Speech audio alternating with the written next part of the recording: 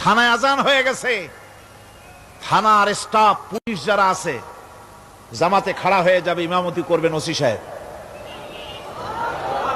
এসপির অফিসে এসপি সাহেব ইমামতি করবেন, ডিসি সাহেব তার অফিসে ইমামতি করবেন, মন্ত্রী সেক্রেটারিয়েট ইমামতি করবেন, প্রেসিডেন্ট বঙ্গভবন ইমামতি করবেন, বিশ্ববিদ্যালয়ের ভাইস চ্যান্সেলরের ইমামতিতে সে জায়গার মুসলমান ছাত্র ছাত্রী, শিক্ষক শিক্ষয়িত্রী এক জামাতে নামাজ আদায় করবে।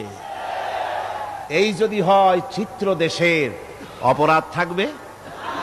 থানায় ওসি সাহেব নিজেই যদি জামাতের ইমামতি করেন, এইভাবে নামাজ আদায় করেন পুলিশদের নিয়া জামাতে, ঘুষ আর খাবে তারা? এসপি সাহেবের অফিসে, ডিসি সাহেবের অফিসে মন্ত্রীরা যদি এভাবে নামাজ কায়েম করে, তাহলে কি অন্যায় অপরাধ কিছু থাকবে সমাজে? থাকবে না।